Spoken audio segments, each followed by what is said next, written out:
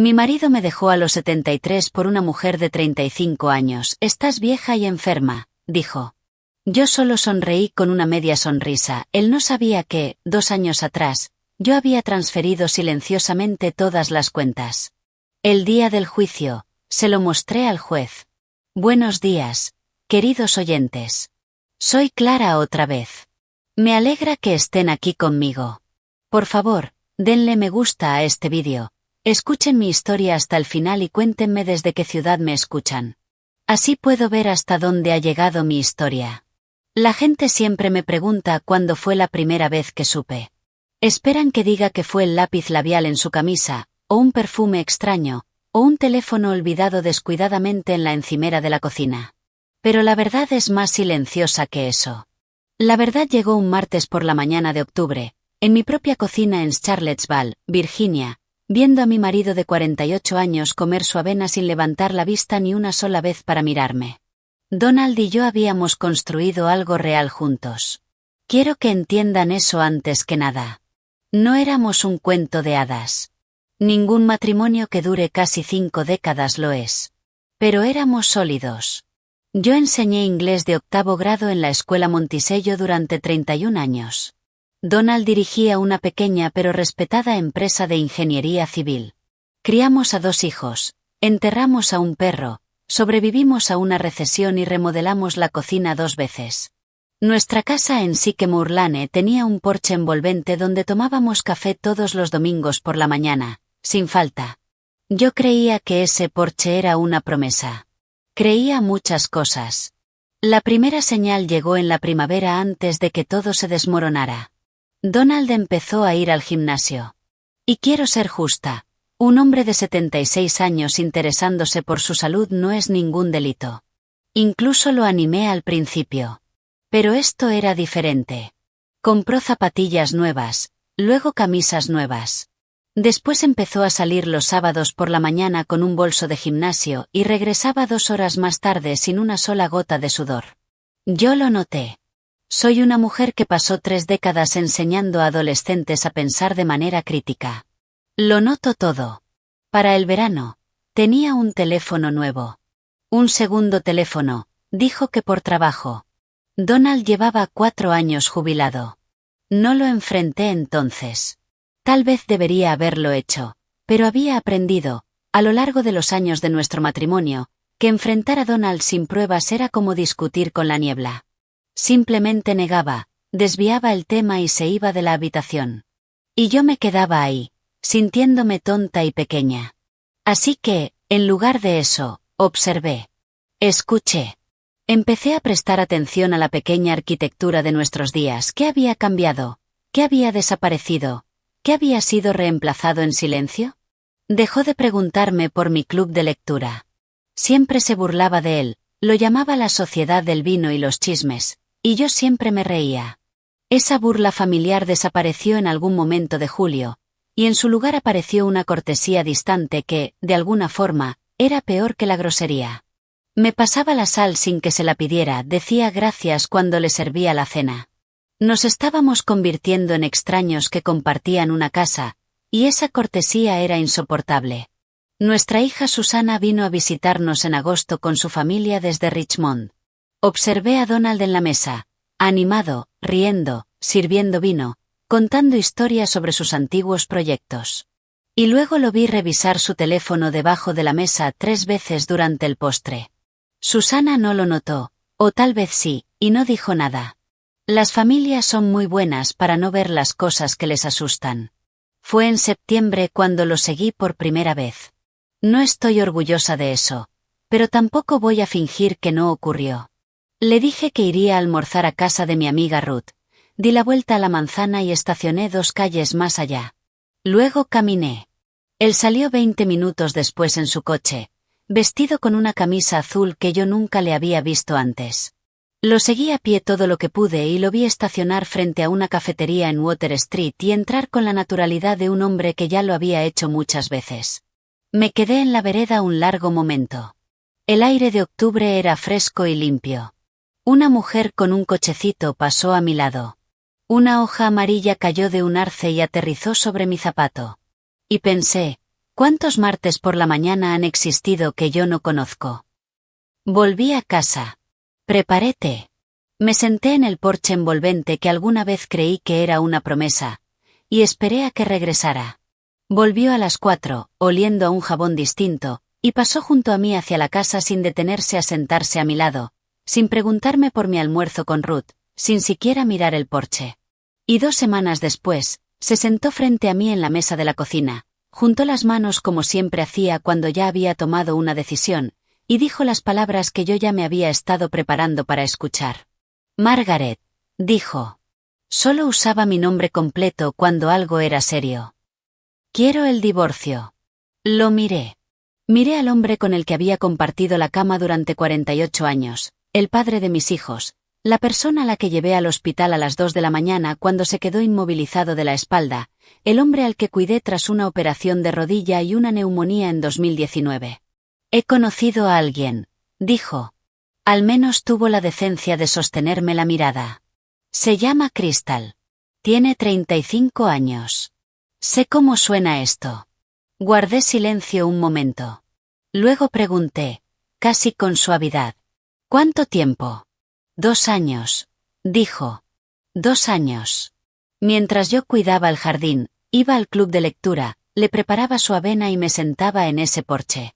2 años. Y entonces dijo algo que nunca olvidaré mientras viva.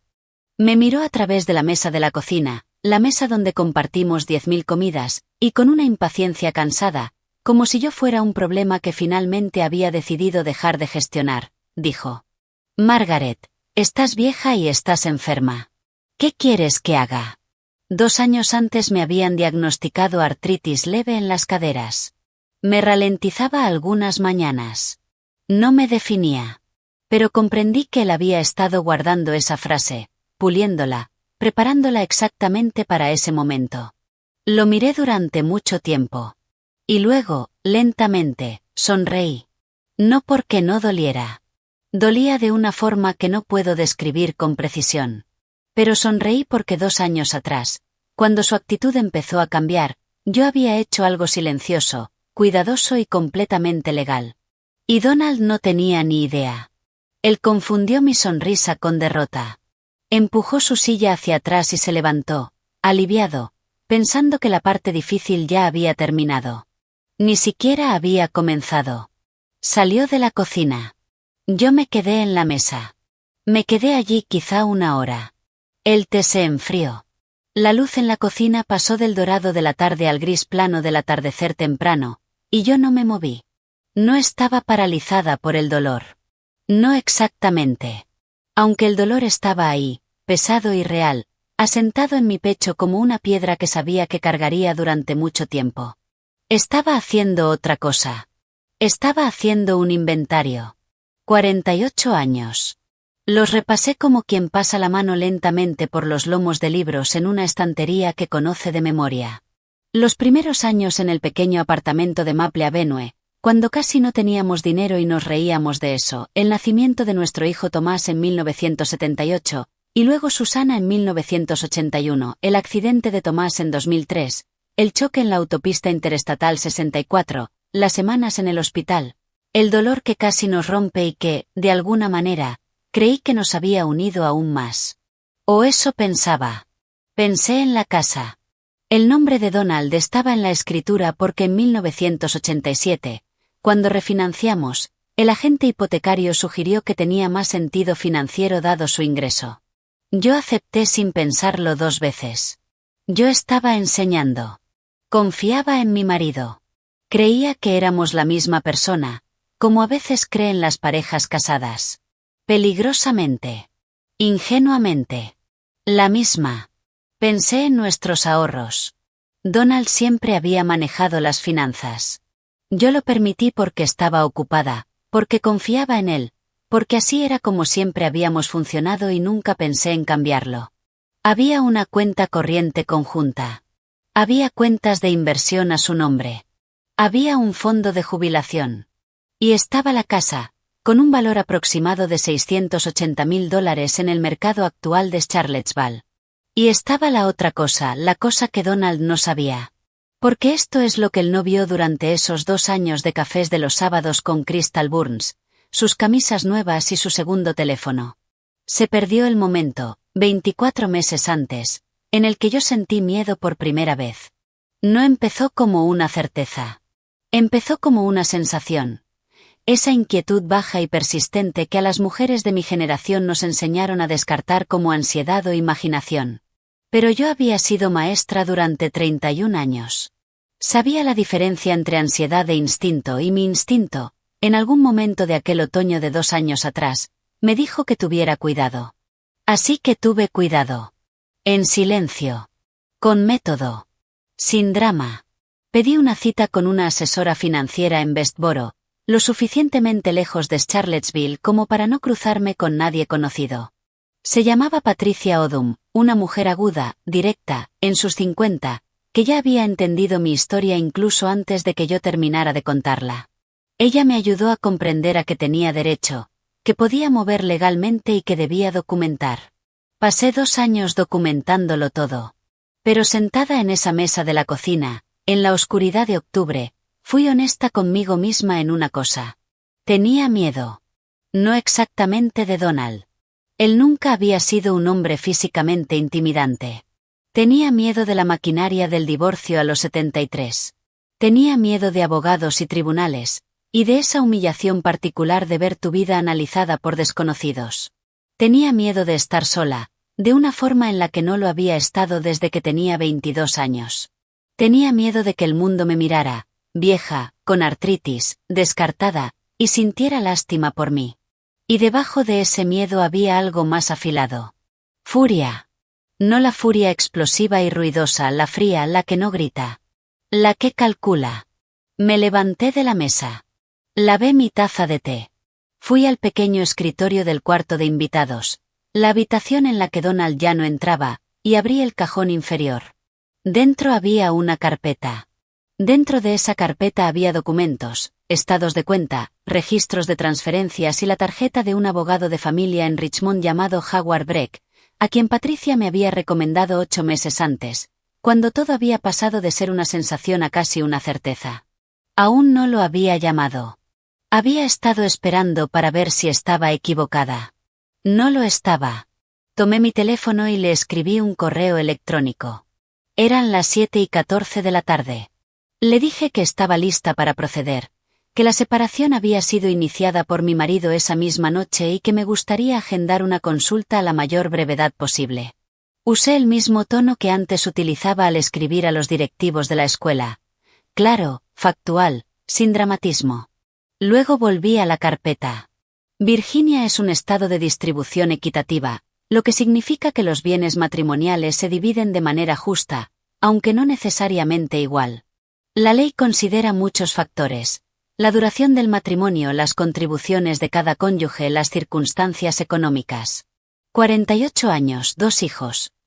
Un ingreso que yo complementé durante décadas mientras también gestionaba toda nuestra vida doméstica. Esos eran hechos. Mis hechos. Y eran poderosos. Pero lo más importante de esa carpeta era esto.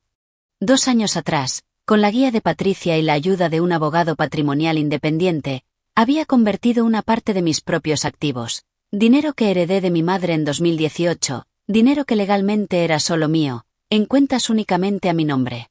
También había empezado a llevar un registro meticuloso de todos los gastos del hogar que yo pagaba personalmente y de todas las contribuciones que había hecho a nuestra vida financiera conjunta que no estaban reflejadas en las cuentas compartidas. Donald tenía acceso a las cuentas conjuntas. No tenía acceso a la herencia de mi madre. Nunca había preguntado por ella. En 48 años, nunca preguntó qué había pasado con los $94,000 que mi madre me dejó. Yo los invertí con cuidado. Y crecieron. Ese no era mi plan. Eso era simplemente mi base. El suelo firme bajo mis pies cuando todo lo demás fuera retirado. Mi plan era otra cosa. Me senté en el escritorio con un bloc de notas legal y empecé a escribir. No desde el enojo, sino con la claridad enfocada de una mujer que había pasado 31 años enseñando a niños a organizar sus ideas. Escribí lo que sabía. Escribí lo que podía demostrar. Escribí lo que Donald esperaba que yo hiciera. Derrumbarme, llorar, aceptar lo que le ofreciera, desaparecer silenciosamente en un pequeño apartamento en algún lugar, y estar agradecida. Y luego, en otra línea, escribí lo que realmente iba a hacer. No me iba a derrumbar. No iba a aceptar. No iba a desaparecer. Entraría en la oficina de Howard Breck en Richmond con una carpeta que dejara absolutamente claro que yo había sido una socia plena en ese matrimonio durante 48 años. Que tenía pruebas financieras y documentales para respaldar cada reclamo que pensaba hacer. Y que Donald James Holloway debería pensar muy bien antes de asumir que la mujer a la que acababa de llamar vieja y enferma, sentada frente a él en la mesa de la cocina, no tenía nada con que defenderse. Cerré la carpeta. Apagué la lámpara del escritorio. En el pasillo, podía oír a Donald hablando por teléfono, su segundo teléfono. Hablaba en voz baja. Con ella, imaginé. Diciéndole que todo estaba hecho, que yo lo había tomado con calma, que ahora todo sería sencillo. Casi sentí lástima por ellos. Casi. El trayecto hasta Richmond un jueves por la mañana toma aproximadamente 1 hora y 20 minutos desde Charlottesville por la Interestatal 64, dependiendo del tráfico. Había hecho ese recorrido cientos de veces a lo largo de los años. Para visitas universitarias de Susana, para el funeral de Tomás, para alguna conferencia de docentes. Conocía cada curva. Pero esa mañana de finales de octubre, conduciendo sola con la carpeta en el asiento del acompañante, la carretera familiar se sentía diferente. Con propósito.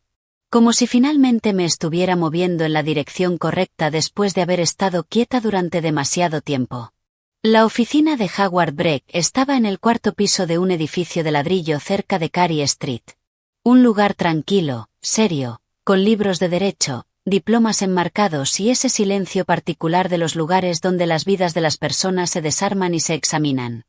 Howard era un hombre en sus primeros 60, de complexión compacta y cuidadoso, con unas gafas de lectura que se ponía y se quitaba mientras hablaba. Patricia Odum me había dicho que era uno de los mejores abogados de familia del centro de Virginia. A los 15 minutos de nuestra reunión, entendí por qué. Escuchaba sin interrumpir. Revisó mi carpeta, los estados de cuenta, los registros, la línea de tiempo que yo había preparado, y no intentó tranquilizarme ni suavizar nada. Me dijo la verdad. Y la verdad era esta. La ley de divorcio en Virginia estaba de mi lado en varios aspectos importantes, pero el proceso no sería rápido, ni estaría libre de conflicto. Donald tendría su propio abogado, habría negociaciones y, probablemente, una audiencia disputada sobre la distribución de los bienes. La casa era el campo de batalla principal. Va a pelear por la casa, dijo Howard. O va a intentar comprarte tu parte por una cifra muy por debajo del valor real. Lo sé, respondí. No voy a aceptar eso. Me miró por encima de sus gafas. Bien. Entonces hablemos de lo que tienes. Lo que yo tenía era esto. Casi 5 décadas de matrimonio en las que había contribuido financiera, doméstica y emocionalmente a cada activo que Donald ahora consideraba suyo. Tenía registros. Tenía la documentación de Patricia. Y tenía algo que a Howard le resultó especialmente útil. Un registro detallado que había llevado durante 2 años sobre el comportamiento financiero cada vez más independiente de Donald, incluyendo varios retiros grandes de nuestra cuenta conjunta de los que yo no había sido informada y que no podía justificar. Cuando le mencioné los retiros, $4,000 en marzo, $3,500 en junio, $2,800 en agosto, los anotó con cuidado. ¿Sabes para qué usó ese dinero?, preguntó. Tengo una sospecha razonable, respondí. Howard asintió. Vamos a necesitar algo más que sospechas. Asentí. Lo sé. El primer paso oficial se presentó esa misma tarde.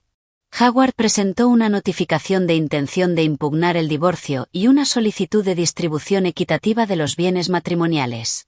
Era un documento formal, seco, legal, pero significaba algo real. Yo no iba a aceptar lo que Donald decidiera ofrecer. Iba a obligarlo a demostrar su caso frente a un juez. Para cuando regresé conduciendo a Charlottesville esa misma tarde, los documentos ya habían sido entregados. Más tarde supe, por Susana, que lo escuchó de una vecina, En esa forma pequeña e interconectada en la que funcionan las comunidades donde la gente ha vivido durante décadas, que la reacción de Donald cuando recibió los papeles no fue precisamente tranquila. Había estado al teléfono a los pocos minutos, no con su propio abogado, al que ya había contratado en silencio, sino con Crystal. Eso me dijo mucho. Un hombre que simplemente está terminando un matrimonio contrata a un abogado y espera el proceso. Un hombre que está entrando en pánico llama a la persona que ha estado protegiendo. Guardé esa información. Mientras tanto, algo cambió en la casa de Sycamore Lane. Donald había estado durmiendo en el cuarto de invitados desde la noche de nuestra conversación, lo cual me venía perfectamente bien. Pero en los días posteriores a la entrega de los documentos, su comportamiento cambió. Se volvió vigilante. Empezó a llegar a casa más temprano de lo que lo había hecho en meses, como si necesitara supervisar algo. Revisaba el correo antes de que yo pudiera hacerlo. Una vez entré en la cocina y lo encontré de pie junto al escritorio de la esquina, mirando una pila de papeles. Se enderezó rápidamente al verme, con esa velocidad culpable de alguien que acaba de ser sorprendido haciendo algo que aún no ha decidido admitir. ¿Buscas algo?, pregunté. Solo la factura de la luz, dijo. Sonreí y fui a preparar café. Lo que estaba buscando, creo, era evidencia de lo que yo ya había movido, de lo que ya había hecho. Estaba empezando a entender que había una versión de esta situación que no había previsto. Bien. La prueba que había estado esperando no llegó de un investigador privado ni de una confrontación dramática, sino de una fuente muy común. El estado de cuenta de nuestra tarjeta de crédito. Técnicamente, yo tenía acceso a todas nuestras cuentas conjuntas. Donald había dejado de revisar los extractos mensuales conmigo. Sospecho que había dejado de revisarlos por completo, porque estaba gestionando ciertos gastos desde la cuenta conjunta con más descuido del que creía. En el extracto de noviembre, que descargué en línea a las 9 en punto de un martes por la noche mientras Donald estaba en el cuarto de invitados hablando por su segundo teléfono, encontré lo siguiente. 2 cargos en una joyería en Short Pump, un suburbio de Richmond, por un total de $2.340, realizados en julio, un restaurante en Richmond que no reconocía, con 3 cargos a lo largo de 5 meses, un hotel en Stanton, Virginia, por 2 noches en septiembre. El mismo fin de semana en que me había dicho que visitaba a su amigo de la universidad, Ray, en Roanoke. Imprimí el extracto. Lo añadí a mi carpeta. Luego me recosté en la silla y pensé en ese hotel en Stanton, en una noche de septiembre en la que yo estaba sola en esta casa, alimentando nuestro gato, leyendo mi libro, creyendo que mi marido estaba visitando a un viejo amigo, mientras él estaba a 40 minutos de distancia, en una habitación de hotel con una mujer de 35 años. Pensaba que yo era demasiado vieja para darme cuenta. ¿Pensaba que la artritis en mis caderas se había extendido a mi mente? En realidad, estaba más lúcida que a los 40. El dolor tiene una forma muy particular de aclarar las cosas. Llamé a Howard Breck a la mañana siguiente. Le conté sobre el extracto. Me dijo que era exactamente el tipo de documentación que importa en un tribunal. No porque el adulterio, por sí solo, cambia automáticamente la distribución de bienes en Virginia, sino porque esos retiros y cargos contaban una historia. Fondos matrimoniales utilizados para una relación sin mi conocimiento ni consentimiento. En Virginia, el despilfarro de bienes matrimoniales se toma en serio. ¿Cuánto tiempo tenemos antes de la audiencia?, pregunté. Al ritmo actual, probablemente entre 4 y 5 meses, dijo Howard. 4 o 5 meses. Tiempo suficiente para reunir todo lo que necesitaba, tiempo suficiente para que Donald creyera que estaba controlando la situación. Le agradecí a Howard y colgué. Luego salí al porche envolvente con mi café, me senté en mi silla de siempre y observé la luz de noviembre caer sobre el jardín que había cuidado durante 30 años. Los rosales necesitaban poda, el roble al fondo del jardín había perdido la mayoría de sus hojas. Me ocuparía de los rosales en primavera. Tomé una decisión en ese momento, en mi casa, en mi porche. No existía ninguna versión de esta historia en la que yo perdiera ese porche. En diciembre, Howard Breck presentó una solicitud formal de revelación de pruebas. Es un procedimiento estándar en divorcios disputados. Cada parte está legalmente obligada a revelar todos los activos, cuentas, propiedades y registros financieros.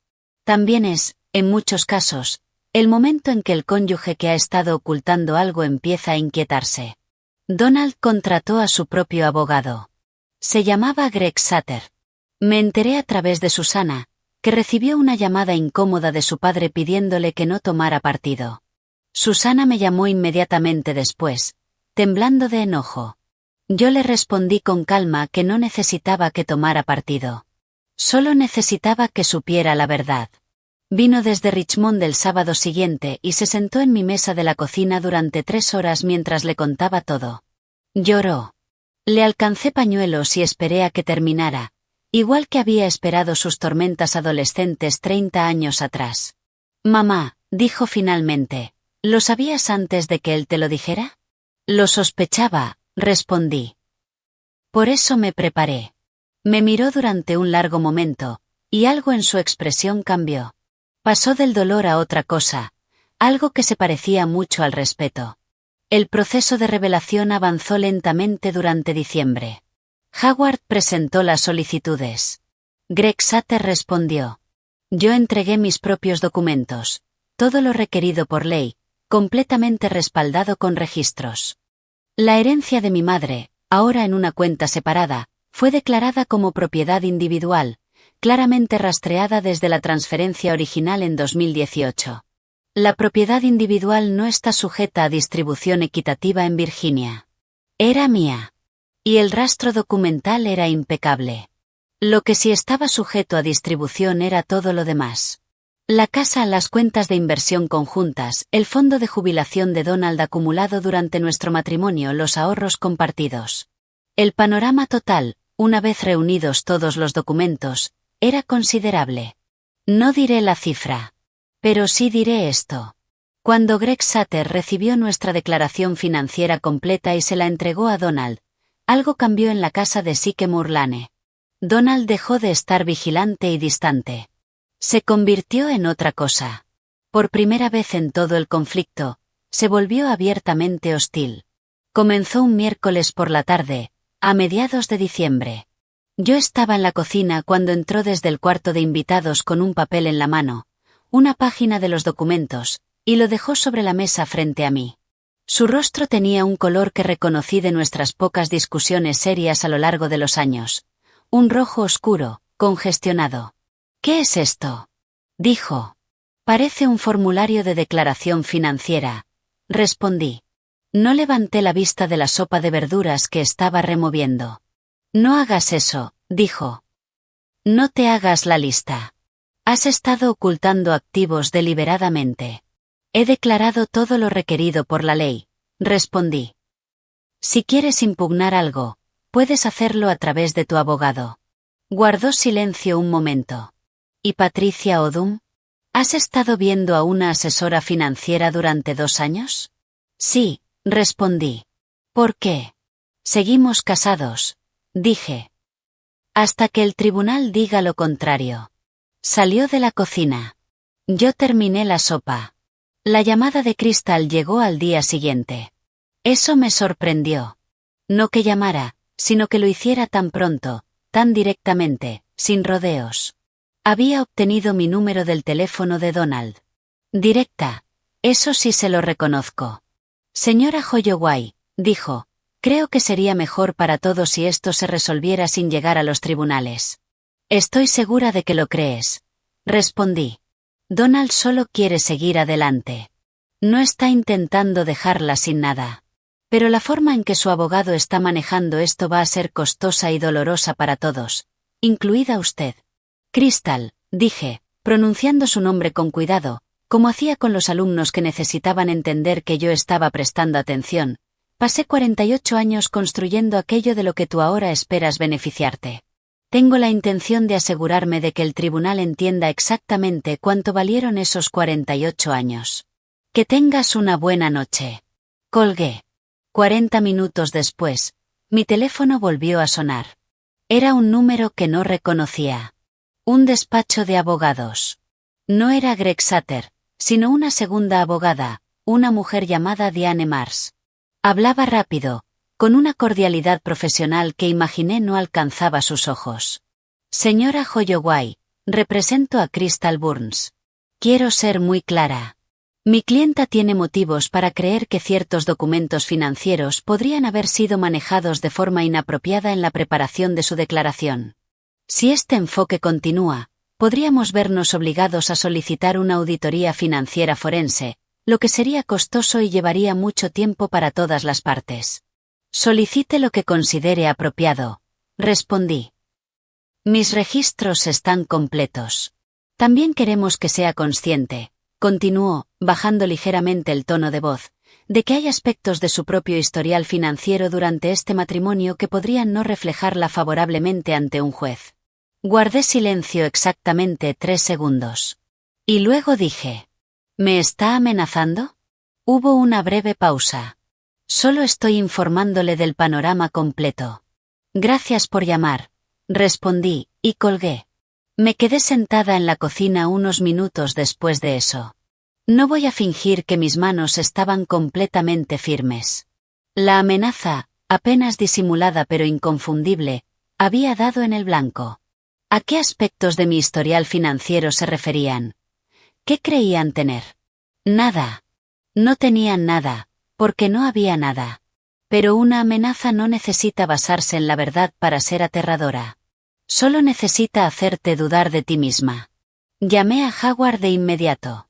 Escuchó mi relato de ambas llamadas con ese silencio concentrado de alguien que ya ha oído esto antes. Están nerviosos, dijo simplemente. Esto es lo que hace la gente cuando está nerviosa. Presionan y esperan que parpadees. No voy a parpadear, respondí. Lo sé. Pero tómate el fin de semana, Margaret. Descansa. Has estado cargando mucho. Este proceso todavía tiene un largo camino por delante y vas a necesitar tu fuerza para lo que realmente importa. Seguí su consejo. Ese fin de semana conduje hasta Richmond para quedarme con Susana. No hablamos mucho del divorcio. Vimos 2 películas antiguas, cocinamos cordero el sábado por la noche y el domingo por la mañana caminamos junto al río James en el aire frío de diciembre, mientras sus hijos corrían delante de nosotras por el sendero. Mi nieta, Lily, tenía 8 años, con la misma barbilla terca de Susana, tomó mi mano sin pedirlo y la sostuvo todo el camino de regreso al coche. Pensé en la llamada telefónica, pensé en la voz suave y calculada de Crystal, pensé en el rostro rojo de Donald sobre la mesa de la cocina. Para cuando regresé a Charlottesville el domingo por la noche, el miedo se había transformado en algo más pequeño y silencioso. Algo que yo podía llevar, sin que me dominara. La siguiente fase se acercaba. Tenía que estar preparada. Enero llegó frío y plano. Los rosales del jardín delantero estaban podados hasta quedar en muñones. El roble, sin hojas. La calle, silenciosa. Había vivido lo suficiente para entender que enero no es un mes amable. Despoja todo y te muestra lo que realmente queda. Y ese invierno, lo que quedaba era esto. Una casa en medio de un proceso legal. Un casi exmarido durmiendo a 12 pies de distancia, al final del pasillo y la certeza de que los próximos meses definirían el resto de mi vida. Había esperado silencio por parte de Donald y Crystal después de las llamadas de diciembre. Me equivoqué. En la segunda semana de enero, Greg Sutter se puso en contacto con Howard con lo que presentó como una propuesta de acuerdo. Howard me llamó desde su oficina en Richmond y me la leyó con ese tono cuidadoso y neutral de un abogado que expone opciones, no recomendaciones. Donald proponía lo siguiente. Se quedaría con la casa y me pagaría una compensación de $180,000, conservaría su fondo de jubilación, las cuentas de inversión conjunta se dividirían 60-40 a su favor, dado, como decía la carta, el carácter principal de sus contribuciones financieras durante el matrimonio. Yo recibiría mi propiedad individual, la herencia de mi madre, sin disputa y habría una cláusula que obligaría a ambas partes a no hacer declaraciones públicas sobre las circunstancias del divorcio. Escuché todo sin decir una palabra. Cuando Howard terminó, hubo un breve silencio. ¿Qué estás pensando?, preguntó. Estoy pensando, dije lentamente, que $180,000 por la mitad de una casa de 680,000, después de 48 años, es un insulto disfrazado de generosidad. Lo es, respondió Howard. Quiero ser transparente contigo. Si vamos a una audiencia disputada, no hay garantías, pero con la documentación que tenemos, tu posición es fuerte. Recházalo, dije. De forma educada, y completamente. Había otro detalle en esa oferta que no mencioné en voz alta, aunque le di vueltas durante varios días. La cláusula de silencio. Ninguna declaración pública sobre el divorcio. Eso me dijo algo. No solo les preocupaba el dinero, les preocupaba la historia. Lo que yo pudiera decir, a quién, y cómo eso podría afectar la reputación de Donald en esta comunidad donde había vivido, trabajado y sido respetado durante 50 años. Yo no tenía interés en una campaña pública. Nunca fui una persona que ajustara cuentas a través de chismes. Pero el hecho de que quisieran mi silencio, me indicó que mi silencio tenía valor. Guardé esa información. En la tercera semana de enero, Howard sugirió que me uniera a un grupo de apoyo. No por procesamiento emocional, como él lo expresó con cuidado, sino por razones prácticas. Las mujeres que han pasado por esto tienen información y perspectiva realmente útiles, dijo. Y, francamente, Margaret, el aislamiento en esta etapa no te beneficia. Fui escéptica. Siempre fui una persona reservada, y la idea de sentarme en círculo a hablar de mi matrimonio me parecía poco digna. Pero Howard solía tener razón en la mayoría de las cosas, y fui lo suficientemente honesta como para admitir que la semana desde diciembre había sido solitaria de una manera que no había anticipado. El grupo se reunía cada 2 miércoles por la noche en un centro comunitario de Charlottesville. 6 mujeres, de entre finales de los 40 y mediados de los 70, todas en distintas etapas del divorcio o después de él. La facilitadora era una trabajadora social llamada Diane Chen, que tenía esa presencia calmada y atenta de quien sabe estar sin intervenir. Esperaba sentirme fuera de lugar. No fue así. La mujer que más impacto tuvo en mí fue Barbara Kimmel, 68 años, farmacéutica jubilada de Crozet, que había finalizado su divorcio 2 años antes tras un matrimonio de 35 años. Tenía el porte de alguien que ha pasado por el fuego, y ha salido con todo lo innecesario reducido a cenizas. Tomamos café después de la segunda reunión, en un pequeño restaurante de la Ruta 250. Y me dijo cosas sobre el proceso de divorcio que ningún abogado te dice. Las estrategias emocionales de la otra parte, los momentos en los que más ganas tendrás de rendirte, la forma específica en que el cansancio y la soledad pueden hacer que un mal acuerdo parezca un alivio. El peor momento, dijo, rodeando su taza de café con las manos, fue cuando el abogado de mi ex me dijo que yo estaba siendo poco razonable, que me estaba complicando la vida, que una mujer de mi edad debería pensar en la simplicidad. Hizo una pausa. Casi le creí. Luego me miró. Eso es lo que quieren. Que creas que querer lo justo es exagerado. Me quedé pensando en eso durante mucho tiempo. Bárbara también me puso en contacto, de manera práctica y sin rodeos, con un contador forense que ella había utilizado, un hombre llamado Frank Carelli, en Westboro, especializado en rastrear registros financieros matrimoniales. Howard ya me lo había sugerido. La recomendación de Bárbara lo confirmó. Llamé a Frank la semana siguiente, y comenzamos a revisar cuidadosamente los registros financieros de Donald. Esos retiros, esos cargos de hotel, las compras de joyas. Lo que Frank encontró llevó varias semanas documentarlo por completo. Pero el panorama que empezó a dibujarse fue este. Durante aproximadamente 26 meses, Donald había gastado alrededor de $31,000 de fondos matrimoniales en su relación con Crystal Burns. Cenas, hoteles, joyas, 2 escapadas de fin de semana. Cantidades pequeñas por separado, significativas en conjunto.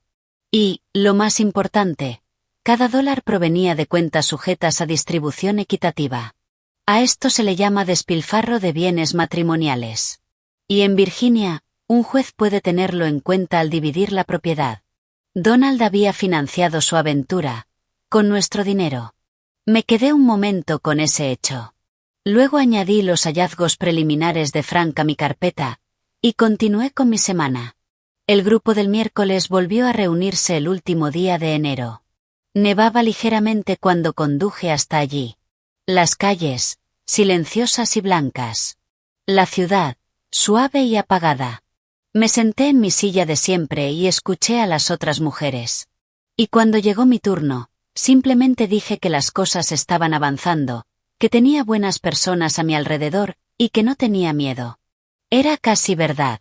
El miedo seguía ahí, pequeño y persistente, como una piedra en el zapato. Pero algo más había crecido a su alrededor. Una red de personas que entendían lo que estaba haciendo, y por qué. Howard, Patricia, Frank, Bárbara, Susana, el grupo de los miércoles. No estaba sola. Donald, al parecer, había asumido que sí lo estaría. Me dejó a los 73 con la suposición implícita de que la soledad haría lo que la discusión no pudo: desgastarme, ablandar mi postura, hacerme aceptar el primer acuerdo disponible solo para terminar con la incertidumbre. Se había equivocado. En eso, y en muchas otras cosas. La fecha de la audiencia se fijó para finales de marzo. 8 semanas. Regresé a casa bajo la nieve, preparé té de manzanilla y me senté en mi escritorio a revisar los últimos informes de Frank. La carpeta era gruesa ahora. Todo lo que había dentro era cierto, estaba documentado, y listo. 8 semanas. 6 semanas antes de la audiencia, Donald me pidió hablar. No a través de Greg Sutter. No por un canal formal. Golpeó la puerta del cuarto de invitados un domingo por la tarde y, con una cortesía cuidadosamente medida, preguntó si tenía unos minutos. Le dije que pasara, y esperé. Se sentó en el sillón de la esquina y parecía más envejecido que en diciembre. La seguridad firme de un hombre que creía tener todo decidido había sido reemplazada por algo más cauteloso. No quiero que esto se vuelva desagradable, dijo, como si estuviera haciendo una declaración magnánima. Ya es desagradable, Donald, respondí. Lo hiciste desagradable en octubre. Lo absorbió. Crystal y yo solo queremos seguir adelante. No estamos intentando quitarte nada que sea legítimamente tuyo. El tribunal decidirá eso, dije.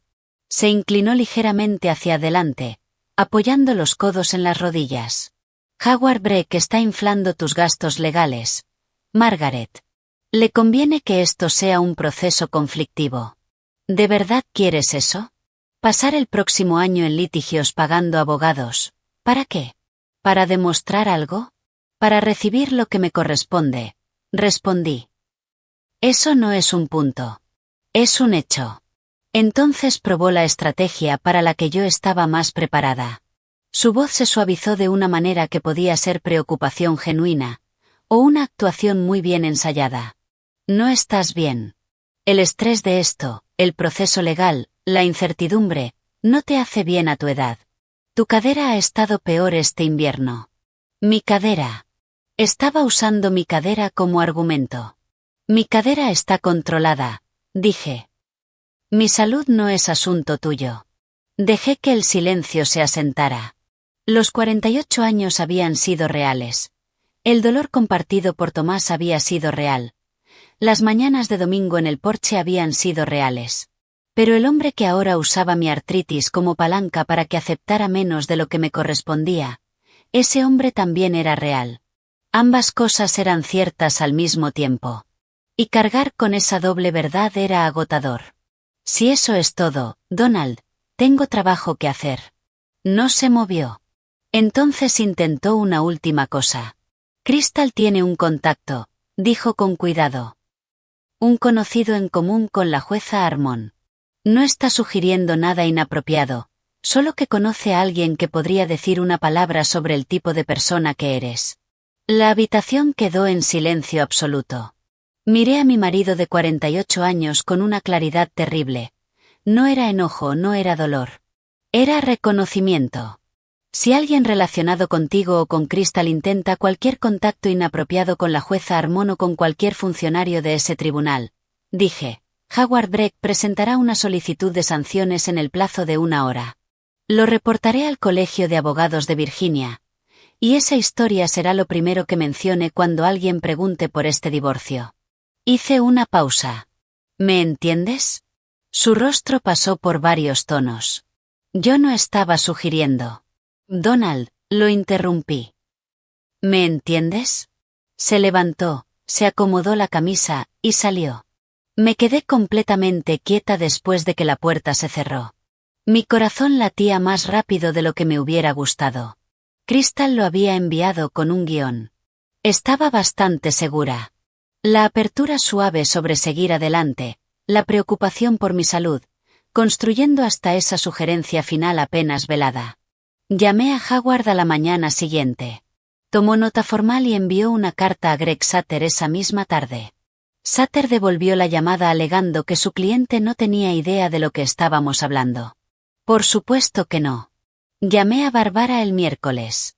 Primero la lástima, luego la amenaza, dijo inmediatamente. Clásico. El mío hizo exactamente lo mismo. ¿Y tú qué hiciste? Pregunté. Lo documenté, y seguí adelante, que es exactamente lo que vas a hacer tú. El miedo de aquel domingo no desapareció del todo en las semanas siguientes. Pero dejé de luchar contra él, y empecé a usarlo. El miedo es información. Te dice que tiene valor, que necesita ser protegido. Yo tenía miedo porque tenía algo por lo que valía la pena luchar. Eso no era una razón para detenerme. Era una razón para entrar a ese tribunal preparada. 2 semanas. La audiencia fue un martes a finales de marzo. Llevé mi traje de lana gris oscuro, el que había comprado para el memorial de Tomás. Solo lo había usado una vez desde entonces. Parecía apropiado. Conduje yo misma hasta Richmond, llegué 40 minutos antes y me quedé sentada 10 minutos en el estacionamiento, con las manos sobre el regazo, simplemente respirando. Howard me encontró en el vestíbulo. Me miró. Asintió ligeramente. ¿Estás lista? Y entramos juntos. La sala del tribunal era más pequeña de lo que había imaginado. Luz fluorescente común, paredes con paneles de madera y un estrado elevado donde estaba sentada la jueza Patricia Armon. No era un hombre, como yo había supuesto.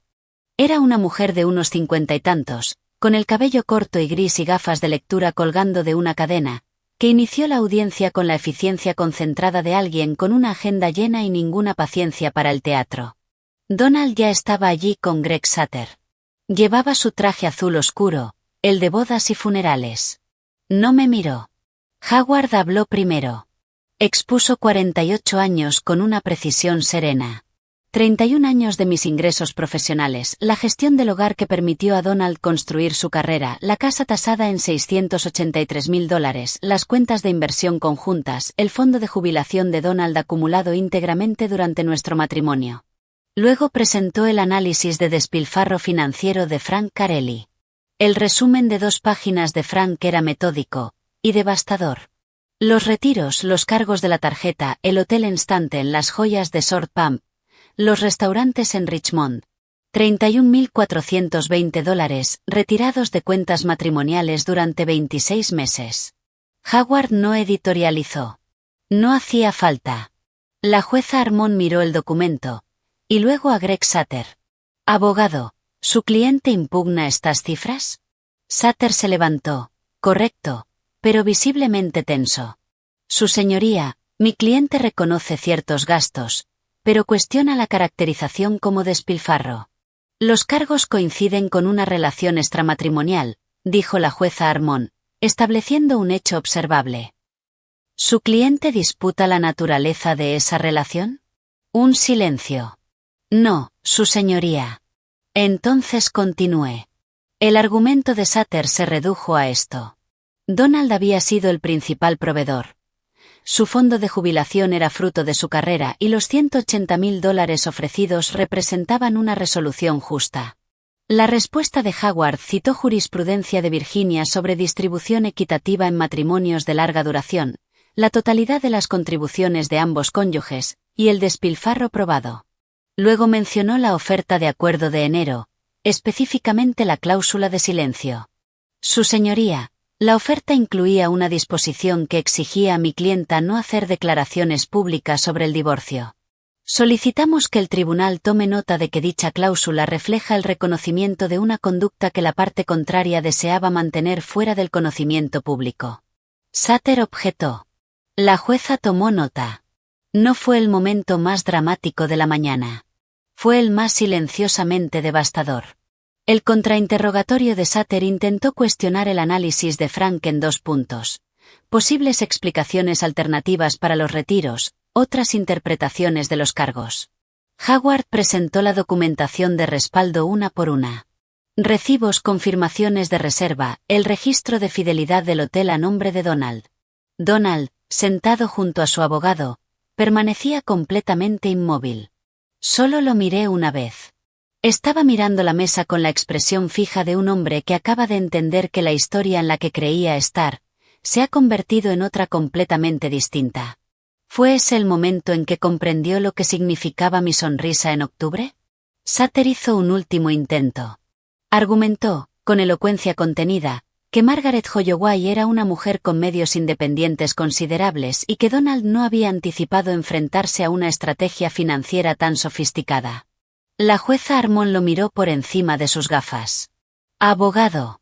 Su cliente gastó $31,000 de fondos matrimoniales en una relación extramatrimonial sin conocimiento de su esposa, propuso un acuerdo que le otorgaba a ella el 26% del valor de la vivienda y añadió una cláusula de confidencialidad.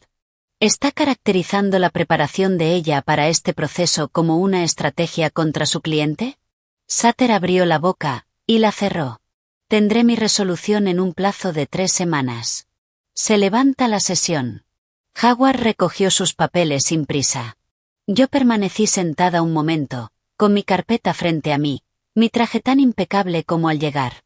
Afuera, en las escaleras del tribunal, con el sol de marzo en el rostro, Howard dijo en voz baja. «Ha salido lo mejor que podía salir». «Sí», respondí. Así ha sido. 3 semanas para la resolución. Había esperado 48 años. Podía esperar 3 semanas. La resolución llegó en 17 días. Howard llamó un jueves por la tarde, a las 2.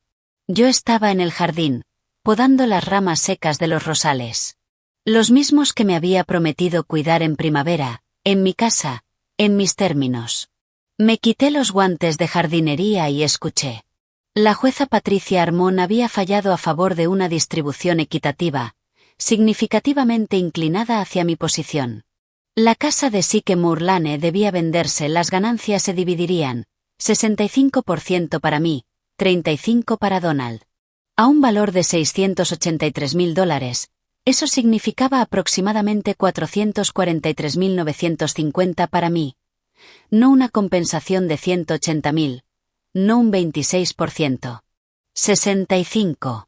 Las cuentas de inversión conjuntas, 55% para mí, 45% para Donald, considerando el despilfarro como factor.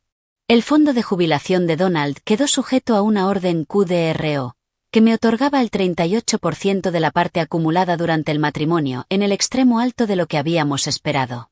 La herencia de mi madre permanecía completamente intacta, totalmente mía. En total, más de 3 veces lo que Donald había ofrecido en enero. Me quedé sentada en el banco del jardín con el teléfono en la mano durante un buen rato.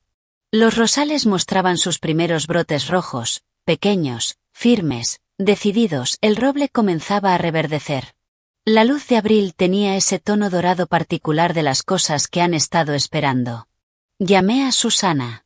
Contestó en el segundo tono. Cuando se lo conté, guardó silencio un momento. «Mamá. Estoy bien», dije. «Lo sé», respondió. «Lo sé desde hace meses». Greg Sutter presentó una moción para reconsiderar, argumentando que el despilfarro había sido valorado en exceso. La jueza Harmon la rechazó en menos de una semana, con ese lenguaje breve de quien ya ha dicho todo lo que tenía que decir. Hubo un último intento. Una mediación para revisar el cálculo de la QDRO. Howard respondió que su clienta había participado de buena fe, había recibido una resolución, y no había nada más que mediar. Y así terminó. La casa se vendió en mayo, 11 días después de salir al mercado, por $691,000. El porche envolvente, al parecer, era un punto fuerte. Mi 65%. 448,150. En el cierre, firmé con el bolígrafo Parker negro que mis alumnos me regalaron en 2012, grabado con mi nombre y mis años como docente. Se sintió correcto. Donald no estaba allí. Había firmado esa misma mañana, en una cita separada. No nos vimos. No sentí triunfo de la manera en que alguna vez imaginé durante aquellas largas noches de invierno. Lo que sentí fue algo más silencioso.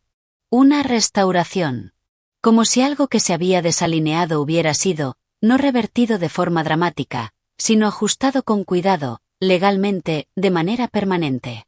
Pagué los honorarios de Howard, pagué los honorarios de Frank Carelli. A Patricia Odum le escribí una nota a mano para agradecerle, porque fue la primera persona que me tomó en serio 2 años atrás, cuando entré en su oficina en Westboro con nada más que una intuición y una pregunta. Reservé una habitación en una posada cerca de la Blurry Parwa para una semana en junio. Llamé a Ruth. «Ven conmigo», le dije. «Por supuesto», respondió. Llegó una última carta de la abogada de Crystal, Diane Mars, cuidadosamente redactada, diciendo que su clienta quería comunicar que no hubo intención de causar daño y que esperaba que el asunto pudiera considerarse resuelto. La leí una vez. La guardé en la carpeta, no respondí. El asunto se había resuelto en el único lugar que importa. En un tribunal, frente a una jueza, en el registro oficial. Donald James Holloway entró en la disolución de nuestro matrimonio creyendo que sabía exactamente con quién estaba tratando. Una mujer vieja, enferma y sola, que aceptaría lo que le ofrecieran porque no tenía otra opción. Se equivocó en todo. Encontré mi nuevo hogar en septiembre. Un apartamento en planta baja, en el extremo oeste de Charlottesville. 2 habitaciones, una cocina pequeña y un patio privado con sol de mañana. No tenía un porche envolvente. Había hecho las paces con eso. Este patio era más pequeño, más mío. Sin el peso de 48 años en cada rincón. Lo compré al contado. Planté rosales de color rojo intenso a lo largo de la baranda. Florecieron la primavera siguiente con la absoluta indiferencia de las plantas ante los dramas humanos. La primera cena que organicé fue en noviembre. Ruth Barbara Kimmel, con su hija Susana, con su marido y Lily, que se quedó dormida en mi hombro antes del postre. También vino mi vecino James, del otro lado del pasillo, un profesor jubilado que discutía sobre novelas con entusiasmo genuino. Volví a enseñar. Un taller de escritura en la biblioteca del centro, cada 2 sábados. 8 estudiantes. Una de ellas tenía 26 años y escribía sobre su abuela. Cuando leyó su primer borrador en voz alta, no quedó un solo ojo seco en la sala. Había olvidado cuánto me gustaba. El grupo de los miércoles continuó durante algunos meses más. Cuando lo dejé, me llevé 4 amistades que desde entonces se han convertido en una parte fundamental de mi vida. Bárbara y yo almorzamos cada pocas semanas. Su humor seco es realmente gracioso, algo más raro de lo que debería ser. Fui a la Blurry Parwa con Ruth en junio. 5 días. Caminatas tranquilas. Buen vino. La última noche me preguntó: ¿eres feliz? Creo que voy en camino, respondí. Y eso es mejor de lo que esperaba. Levantó su copa. Brindamos. En cuanto a Donald y Crystal, las comunidades pequeñas tienen sus propios sistemas de circulación. Se mudaron a un alquiler en la zona sur de Charlottesville. Para el otoño, la relación estaba tensa. Crystal esperaba estabilidad y seguridad. Lo que encontró fue a un hombre en sus 70, con recursos reducidos tras una resolución que no había anticipado. Alquilar por primera vez en décadas. No es fácil en la rutina diaria. Las joyas y los fines de semana en hoteles son una cosa. Los martes por la mañana son otra. Para la primavera siguiente, Crystal se había ido. No sentí triunfo. Solo un reconocimiento tranquilo. La vida que Donald había destruido la nuestra para perseguir, no era la que imaginaba. La mujer a la que llamó vieja y enferma, había resultado ser la inversión más sólida. La salud de Donald había empeorado, según mencionó Susana con una neutralidad cuidadosa. La rodilla le daba problemas, las escaleras del apartamento eran difíciles. Yo tenía 74. Mi cadera estaba controlada. Caminaba casi 5 kilómetros la mayoría de las mañanas. Tenía alumnos los sábados, amigas para almorzar, una nieta que me llamaba todos los domingos. ¿Qué es una buena vida? ¿La que parece completa desde fuera, o la que se siente completa desde dentro? Los rosales florecieron en abril. Me quedé en el patio con mi café, viendo cómo las primeras flores se abrían, rojas intensas contra el cielo pálido de la mañana. Esto es mío. Era suficiente. De hecho, era mucho. Así que esta es mi historia. La lección es simple. Prepárate antes de necesitarlo. No por desconfianza, sino porque prepararte es una forma de respeto propio. Es reconocer en silencio que tu vida tiene valor, independientemente de la voluntad de los demás. Nunca subestimes lo que puede hacer la verdad, cuando está bien organizada. ¿Qué habrías hecho tú? Me encantaría saberlo. Déjalo en los comentarios, y gracias, de verdad, por escuchar.